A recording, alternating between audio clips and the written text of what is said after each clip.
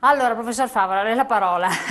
C'è un po' una situazione calda. Sorrido perché E vedevo è sorridere, ride bello, chi... sì, più volte anche perché è bello sentire opinioni diverse e con più o meno fondamento, ma ciascuno di noi ha le sue fonti, voglio No, ma dire. rappresentano il sentire delle persone, un po' Certo, questo delle diverso punto persone di e vista, anche perché di altrimenti persone che diventa un hanno la po'... loro competenza e Vedo che alcune ridacchia sotto i baffi, un po' così, ma bisogna in qualche modo Mi avere... trattengo questa volta. Dopo dar parola, dai. e anche alcuni compiti di rappresentanza. Io mi permetto di sollecitare solamente una riflessione. C'è stato chi ha detto perché ora e non durante la legislatura. Sono tutte quante motivazioni che io non mi permetto di valutare, sono motivazioni politiche. E noi sappiamo che la politica va con andirivieni, è un divaga, sopra, sotto. Io permetto invece di svolgere una riflessione sul contenuto che è stato già esposto. È possibile o non è possibile che una comunità si possa esprimere su un dato testo? Punto. Perché, come è stata citata la Costituzione, anche la Costituzione italiana dice che la sovranità appartiene al popolo. Figuriamoci se non siamo rispettosi di questo. E quando mi è stato chiesto di fare un parere giuridico, perché la politica io proprio... Con lei non è un politico, No, mette no, no, sempre... no, no, no, no, no, no, anche farei disastri, per cui evito. Quando mi è stato chiesto un parere giuridico sul punto, ho ricordato la legge del 2006 che depenalizzava tante espressioni non violente, per cui adesso è lecito dire tutto quello che noi riteniamo opportuno considerare su quello che era, che è, che sarà lo Stato, e anche ho detto che il fulcro dello Stato democratico contemporaneo è l'espressione della comunità. Che poi questa comunità abbia un confine circoscritto o esteso, sta a chi in quel momento lì decide di costituirsi, capisce? Quando lei mi dice, noi dobbiamo stare dentro la legalità, questa è un'obiezione seria. Ma capisce che mi permetto, e quella che dice lei, lo prendo lei, ma tantissime persone quando io parlo di queste cose qui, anche a lezioni, mi fanno questa obiezione. È una legalità. E legalità non corrisponde sempre a giustizia. Tra le due cose io preferisco la seconda. Perché, come è stato già detto prima, altrimenti se avessimo la legalità come criterio ordinante, costante, quotidiano della nostra condotta, dovremmo onestamente dire che siamo stati illegali contro il fascismo, la Rosa Contro Bianca era l'Austria. illegale contro il nazionalsocialismo, Contro l'Austria. le resistenze, cito uno, Florensky, Pavel Florensky, è stato illegale nella sua condotta solo intellettuale contro quello che era il regime sovietico, ma dico tre, quelli che tutti quanti riconosciamo, potremmo dire tutti quelli che erano nel patto di Varsavia, e ho esperienza diretta lì di popolazioni che hanno sofferto e esprimendo un proprio opinione con condotte varie, hanno svolto il cosiddetto diritto di resistenza. E qui mi collego al nostro discorso dell'UDC, cattolicesimo. Io non conosco, credo sia Valdegamberi, no, che ha fatto questo passaggio di... Non conosco la sua storia Sì, sì, personale, no, ma non, uno non ha che neanche dall'UDC più importanza ma questa uno cosa. che l'UDC è, che dovrebbe, voglio dire, io dico dovrebbe perché me ne intendo poco di politica, fa riferimento a una croce, a uno scudo crociato, credo che sia proprio nel suo DNA dar voce a un diritto di resistenza, un'obiezione di coscienza. Quindi l'incoerenza non ci Ma sta. non volevo entrare, ormai è una cosa superata questa, è Ho un logico. accenno. Non vuole Io dico essere una una cosa polemica di ultima nuovo, sul per punto di vista carità. ordinamentale. Quando lei dice il rispetto della legalità, mi pare che traccia vi è sotto di un rispetto dell'ordine costituito. Ma la storia ci insegna, la storia delle istituzioni, che l'ordine costituito viene ogni tanto, talvolta, dipende quanto dura, sostituito da un nuovo ordine costituito. Si dice il partigiano divino, cioè colui che era una parte, vince e diventa la divinità, comanda su tutti. Ed è sempre stato così. Certo. Avevamo chi citava prima la Serenissima, poi abbiamo avuto un Lombardo-Veneto, poi abbiamo avuto un regime monarchico, poi abbiamo avuto una repubblica e poi, cioè la domanda di fondo è, e questo abbiamo sviluppato anche in regione quando la commissione è stata investita del ruolo di dare una piccola consulenza, l'ordinamento vigente avrà di certo un termine, è ora. La domanda che è stata posta è legittimo dar voce a una comunità per potersi esprimere su questo punto. Io mi sono fatto riferimento a norme di diritto internazionale e mi è parso di essere sereno nel dire è totalmente legittimo. Nota bene, in quella commissione, perché quando Zaia ovviamente ha avuto anche lui, è stato stimolato a dirsi prenditi un po' i libri, se non lo puoi fare tu, fa che qualcuno lo faccia al posto tuo, chiama una commissione che valuti la questione. In commissione ci siamo trovati tantissime volte e mai è emerso mettiamo ai voti se è possibile o non è possibile, perché si è detto che i parametri di riferimento sono distinti. Chi diceva no, dico in sintesi, non faccio nomi, faceva riferimento all'ordinamento solo nazionale.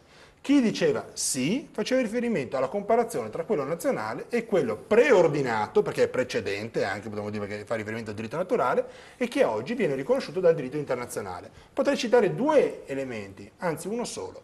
La Corte internazionale di giustizia, che il collega Morosin prima ha anche citato, si è già espressa su un punto che potrebbe essere messo in parallelo al nostro, quando è stato interpellato sul caso del Kosovo. Ha detto chiaramente che se c'è un consenso non è possibile mantenere lo status quo dell'ordinamento, non è possibile. Dentro quel contesto però. Ma no, la Corte internazionale non fa in sede di principio generale. La Corte internazionale non fa... No, ma l'ha letta lei la sentenza, Sì, il parere? ma scusi, ma l'ha letto il parere? Sì, ma non si no, può non l'ha esprimere. letto, non l'ha letto, punto. No, dica la verità, l'ha letto il parere? Sì, l'ho letto. L'ha letto non il si parere? può, sì. Allora non mi si dica può. qual è il passo in cui la Corte dice No, ma così. sentiamo la gente, poi non ci riesce neanche a Scusi, Siccome il parere è solo in inglese, il parere è solo in inglese, non c'è tradotto in italiano, io mi sono fatto Ascolti, una fatica. lei non può dico estrapolare quel parere dal la contesto Corte di giustizia per cui è stato deciso? No, assolutamente sì. La Corte di principio giustizia, generale. la Corte di giustizia non dice proprio in quel contesto, dice in generale, generally in English, dice generally, se c'è il consenso non può essere vietato. Per quello le ho chiesto se l'ha letto il parere. Grazie. Va bene, No, io non l'ho letto il parere, dico però altre cose. Almeno lei lo dice, però che non l'ha letto. Il parere parte dal presupposto io del dico- contesto, parte. Io lo mando via mail tranquillamente in Io inglese. dico però, che comunque sia, siccome si è fatto prima accenno alla Costituzione, che non è che può stare 1000 anni, ha ragione, non è mica che deve stare 1000 anni, però ci sono le istituzioni che lo cambiano. La Costituzione può essere cambiata da un Parlamento, o sbaglio? I Parlamenti sono elettivi, ci sarà il metodo del Porcellum che a noi fa sinceramente ribrezzo. Ci sono altri metodi elettivi, però c'è un corpo elettorale che sono le persone che votano, che hanno il diritto di votare, di partecipare alla vita politica con diritto di elettorato attivo e passivo, che determinano la politica e le politiche.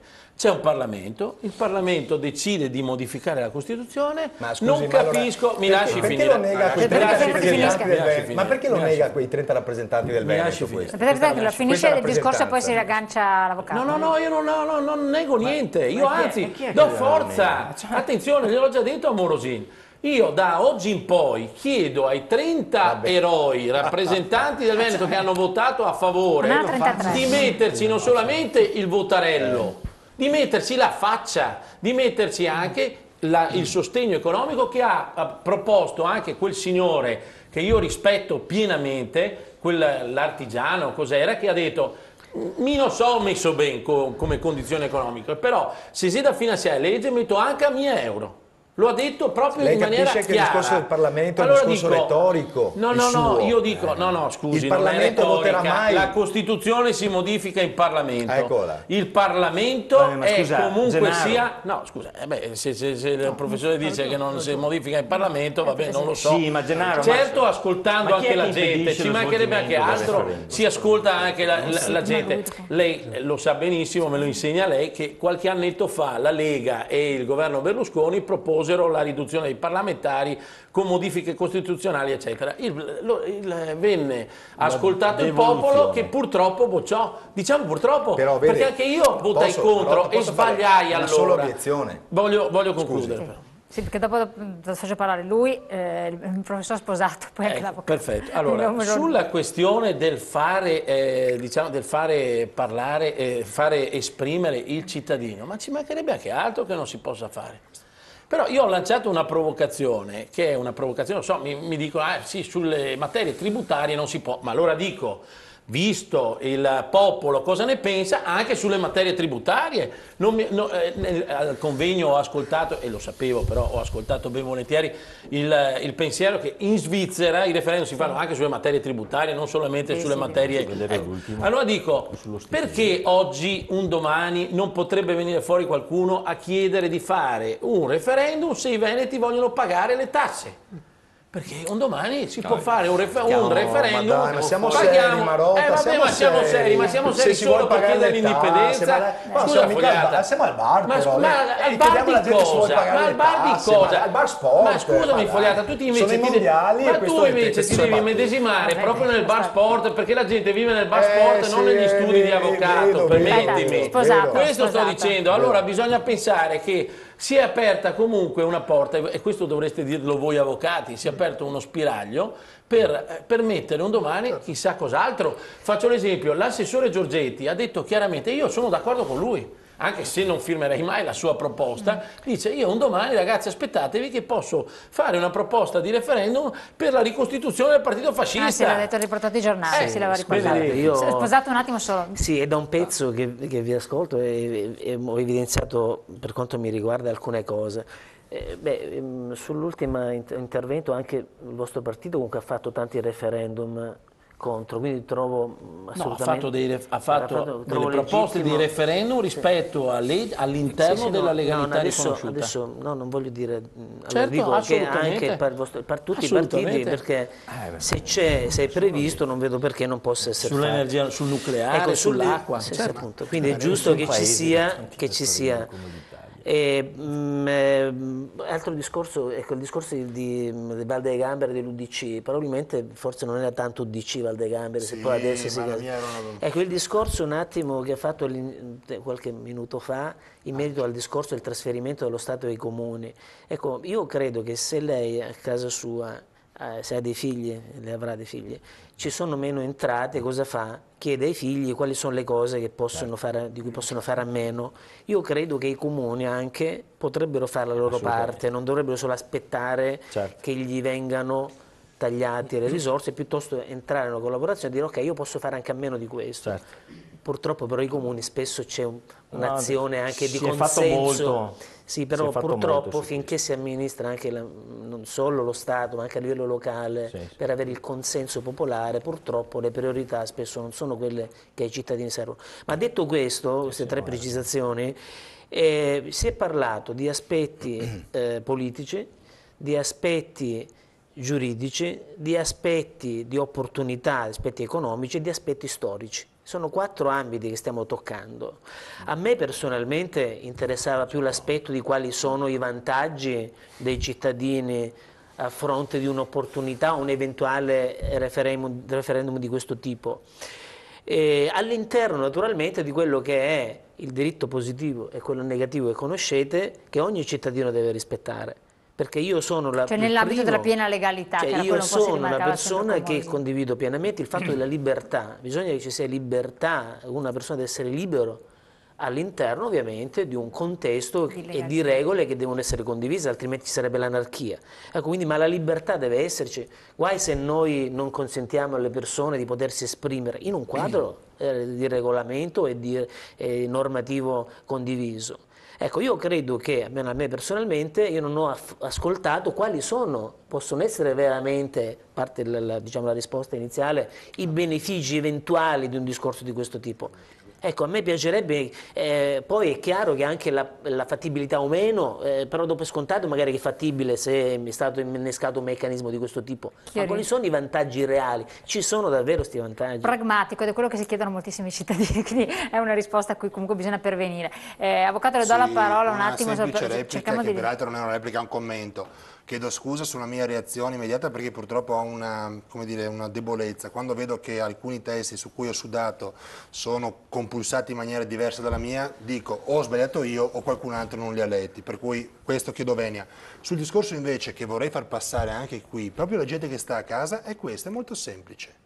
C'è un ordinamento vigente, non è Bibbia che ci sia nel futuro, punto. Certo, sono d'accordo con lei. Bravo. Come facciamo per decidere questo? Ci sono vari modi, no? Perché la Costituzione si cambia con la Costituzione, alcuni la cambiano anche col fucile in mano, perché no, ma questa non è la nostra strada, per carità. Può essere cambiato col volere delle persone. Come possono esprimersi questo volere? Facendo riferimento a una dimensione di coscienza che gli permette di comprendere oggi, ciascuno di noi, come intende vivere lui e il futuro della sua famiglia. Giuseppe Toniolo nel 1904, proprio in merito a rappresentanza e non rappresentanza, in un antico convegno dell'allora Partito Popolare, anzi c'era ancora prima Democrazia Cristiana, quella Rinucce, diceva chiaramente che nei momenti di crisi sociale ed economica, Toniolo era un giurista e poi economista e sociologo anche, è bene che i rappresentanti non decidano per i rappresentati, è preferibile che si dia la voce ai rappresentati.